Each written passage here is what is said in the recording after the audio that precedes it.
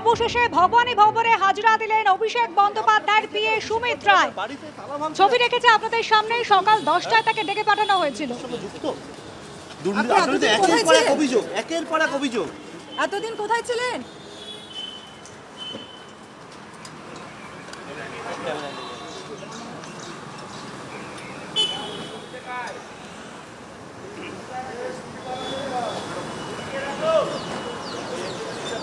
হ্যাঁ হ্যাঁ হ্যাঁ হ্যাঁ হ্যাঁ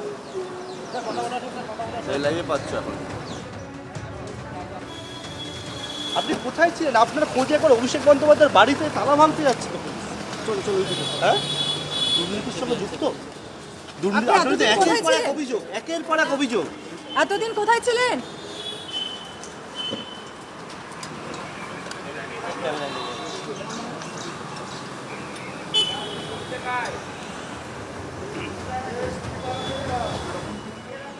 সরাসরি আমাদের প্রতিনিধি পার্থপ্রতিম ঘোষ রয়েছেন আমাদের সঙ্গে। পার্থপ্রতিম, দীর্ঘদিন ধরেই সুমিত রায়কে খুঁজছিল পুলিশ, কিন্তু তার খোঁজ মিলছিল না। সকাল 10টায় হাজিরা দিতে বলা হয়েছিল, তার কিছুক্ষণে আগে এসে হাজিরা দিলেন। কিছু কি জানালেন? দেখো সুমিত রায়, একেবারে সুমিত রায়, তার সঙ্গে হচ্ছে পুলিশের লুকোচুরি খেলা চলছিল কয়েকদিন ধরেই। এবং তুমি দেখেছিলে এই সুমিত রায়ের খোঁজে ইতিমধ্যে অভিষেক বন্দ্যোপাধ্যায়ের কালীঘাট রোডে যে বাড়ি রয়েছে সেই বাড়িতে হানা দেন শালবনী থানা তদন্তকারী আধিকারিকরা। একেবারে সুমিত রায় সেখানে লোকেশন পেয়েছিল বলে পুলিশ দাবি করে অভিষেক বন্দ্যোপাধ্যায়ের বাড়ির তালা ভেঙে তার খোঁজ করতে শুরু করে। তার কিন্তু খোঁজ পাওয়া যায়নি। তার বিরুদ্ধে লুকআউট সার্কুলার জারি হয়েছে, তার বিরুদ্ধে হচ্ছে একেবারে গ্রেপ্তারি পরোয়ানা সেটা জারি হয়েছে, কিন্তু সুমিত রায়ের কোনো খোঁজ পাওয়া যায়নি। সুমিত রায় হচ্ছে একাধিকবার আদালতের দ্বারস্থ হয়েছিলেন এবং এই যে শালবনির যে মামলা, যে মামলায় হচ্ছে তার খোঁজে অভিষেক বন্দ্যোপাধ্যায় বাড়িতে পুলিশ পৌঁছেছিল, তার জন্য লুকআউট সার্কুলার থেকে শুরু করে গ্রেপ্তারি পরোয়ানা সেটা জারি হয়েছিল। সেই শালবনির মামলায় সুমিত রায় একটা সাময়িক স্বস্তি পেয়েছে সুপ্রিম কোর্ট থেকে, যে মামলার পরবর্তীতে হিয়ারিং রয়েছে সেই হিয়ারিং ডেট পর্যন্ত তাকে গ্রেপ্তার করা যাবে না, কিন্তু সকাল 10টা থেকে সন্ধ্যে 6টার মধ্যে সুমিত রায়কে তদন্তকারীদের জিজ্ঞাসাবাদের মুখোমুখি হতে হবে। গতকালকের এই মামলায় হচ্ছে সিআইডির টিম তারা ভবানী ভবন থেকে বেরিয়ে সুমিত রায়ের বাড়ি থেকে নোটিশ দেয় এবং আজকে ঠিক 10টা বাজার কিছু সময় আগে 6 মিনিট আগে আমরা দেখলাম এটি কালো গাড়িতে করে সুমিত রায় তিনি এলেন ভবানী ভবনে।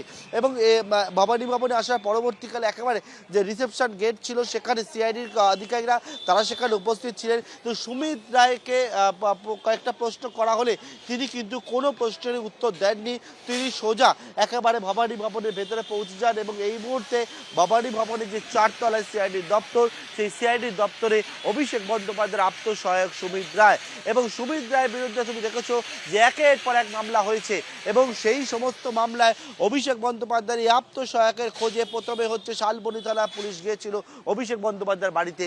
তার পরবর্তীকালে আমরা দেখেছিলাম কি গত 29শে জুলাই বিষ্ণুপুরে একটি রিসর্টে তোলাবাজির অভিযোগ ওঠে এবং সেই মামলায় বিষ্ণুপুর থানা পুলিশ পৌঁছায় অভিষেক বন্দ্যোপাধ্যায়ের আত্মসহায়ক সুমিত রায় নিউ বালিপুরে ক্যানাল রোডের বাড়িতে, সেখানে পাওয়া যায়নি।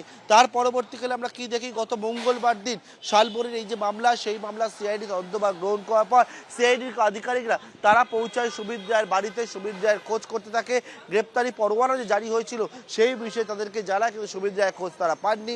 আজকে সুমিত রায় তিনি হচ্ছে হাজিরা দিলেন আর সুপ্রিম কোর্টের যে অর্ডার রয়েছে সেই অর্ডারের পরিপ্রেক্ষিতে।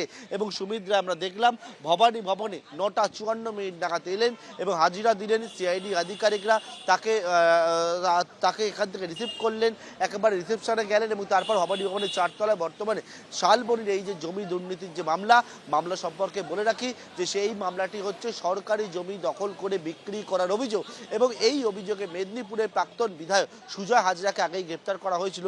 পুলিশ দাবি করে সুজয় হাজরার সঙ্গে সুমিত রায় অভিষেক বন্দ্যোপাধ্যায়ের আত্মসহায়কের কোটি কোটি টাকার লেনদেনের হিসাব তারা হচ্ছে পান।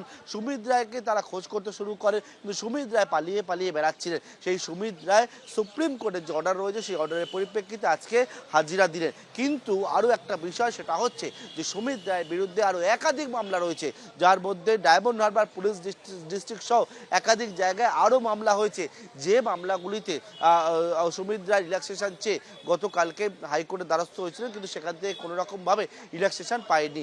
অবশেষে আজকে সুমিত রায় তিনি হচ্ছে সুপ্রিম কোর্টের যে মামলা রয়েছে সেই মামলায় হাজিরা দিলেন। সুমিত রায়ের খোঁজে এর আগে বিষ্ণুপুর থানা তার বাড়িতে গিয়েছিল, সেখানে সুমিত রায়কে পায়নি, কিন্তু সেই সমস্ত মামলায় সুমিত রায় কোনো রকমভাবে রক্ষা কবচ এখনো পর্যন্ত পায়নি। ভবানী ভবনের ছবিটা একটু দেখাবো। সুমিত রায় আসার আগে থেকে ভবানী ভবনে বেশ কয়েকজন পুলিশ কর্মীরা তারা হচ্ছে এখানে উপস্থিত ছিলেন। সুমিত রায় এলেন, আসার পরে যে রিসেপশন রয়েছে সেই রিসেপশনে গেলেন এবং প্রত্যেকটি ক্ষেত্রে আমরা যেমন দেখেছি ঠিক অভিষেক বন্দ্যোপাধ্যায় যখন হাজিরা দিয়েছিলেন যেমনটা দেখেছিলাম যে রিসেপশনে আসার পরে ডিজিটাল সাইন তাদের দিয়ে করানো হয়, ছবি তোলানো হয়, আই কার্ড দেখতে চাওয়া হয় এবং সেই সবটা দেখিয়ে সুমিত রায় দীর্ঘদিন ধরে হচ্ছে একেবারে তার কোনো রকমভাবে খোঁজ পাওয়া যায় না, পুলিশের সঙ্গে একেবারে লুকোচুরি খেলার পরে অবশেষে সুমিত রায় তিনি ভবানী ভবন এলেন। ভবানী ভবনে এক সন্দীপ সাধুক আমার সহকারী ভেতরের ছবিটা দেখালো, সন্দীপ সাধুকাকে বললো বাইরের ছবিটাও দেখানোর জন্য। বাইরেও দেখতে পাচ্ছি একেবারে পুলিশি যে অ্যারেঞ্জমেন্ট সেই অ্যারেঞ্জমেন্ট এখানে বড় আকারে করা হয়েছে। এই হচ্ছে একেবারে ভবানী ভবনের গেট। অন্যদিকে এই জায়গা যেহেতু আলিপুর থানার মধ্যে পড়ে, আলিপুর থানা পুলিশ তারাও হচ্ছে আগে থেকে সকাল থেকে এসে এখানে অপেক্ষা করছিল। প্রশ্ন ছিল যেটা সুমিত রায় কি হাজিরা দেবেন এবং আমরা দেখলাম সুমিত রায় 10টা বাজার 6 মিনিট আগে 9টা 54-তে অভিষেক বন্দ্যোপাধ্যায়ের আত্মসহায়ক যার খোঁজে একেবারে হন্যে হয়েছিল পুলিশ, যার খোঁজে STF এর গোয়েন্দারা বিভিন্ন জায়গায় ছুটে বেড়াচ্ছিলেন, সেই সুমিত রায় ওকে দেখা গেল অবশেষে দীর্ঘদিন পরে এবং সুমিত রায় এলেন ভবানী ভবনে। এখন ভবানী ভবনের 4 তলায় CID যে দপ্তর রয়েছে সেই দপ্তরে CID জিজ্ঞাসাবাদের মুখোমুখি হয়েছেন অভিষেক বন্দ্যোপাধ্যায়ের আত্মসহায়ক সুমিত রায়। এবিপি আনন্দ এগিয়ে থাকে, এগিয়ে রাখে।